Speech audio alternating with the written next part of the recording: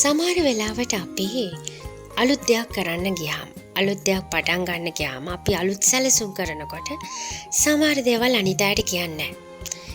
අනිත් අය ඊර්ෂ්‍යාවෙන් මේ දේ කරගන්න බැරි වෙයි. ඒක සමහර වෙලාවට හරි මොකද අපි අපේ ඔළුවෙන් යමක් හිතාගෙන අනිත් අයට හැමතිස්සෙම කිය ඉන්නකොට අපි නෝමලයිස් වෙනවා. අපි නෝමලයිස් වෙලා අපි හිතනවා අපි ඒ දේ කළා කියලා අපි හිතින් හිතාගෙන ඉන්නවා. අපි ඒ දේ කරාට පස්සේ එන සතුට අපි හිතින් භුක්ති විඳිනවා. අනිත් අය මොන ඊර්ෂ්‍යාව කළත් නැතත් අපිට ඒ දේ කරගන්න වෙන්නේ නැහැ. මොකද අපි ඒ දේ හිතලා ඉවරයි. අපි ඒක කරලා ඉවරයි කියලා. අන්න ඒ වගේ දේවල් හැරුණාම අනිත් අය ඊර්ෂ්‍යාවේ අනිත් නිසා මේක කරගන්න බැරි වෙයි කියන අවස්ථා තවත් වෙලාවක එන්න පුළුවන්. ඒ කියන්නේ අපිට හිටියොත් තරඟකාරයෙක්. අපි තව තරඟකාරයෙක් ඇති කරගන්නවා. අපි අනිත් අය ඊර්ෂ්‍යා වෙන නිසා නෙමෙයි.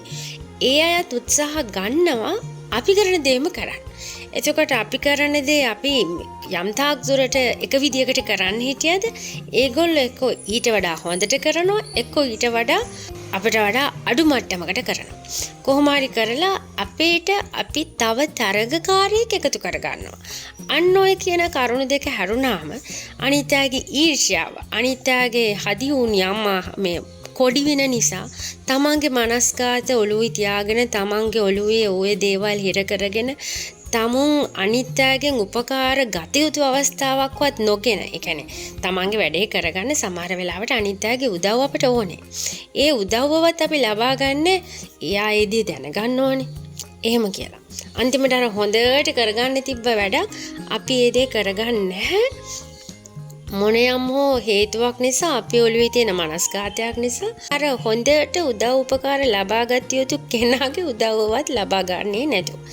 ඔය කොඩි වෙන හදිහුණිය ඊර්ෂ්‍යාව මිනිසුන්ගේ කතාවෙන් ඇතිවෙන ඇස්වහ ඔය වගේ දේවල් වලට බය වෙලා ඉන්න අයට තමයි අද මම කතා කරන්නේ.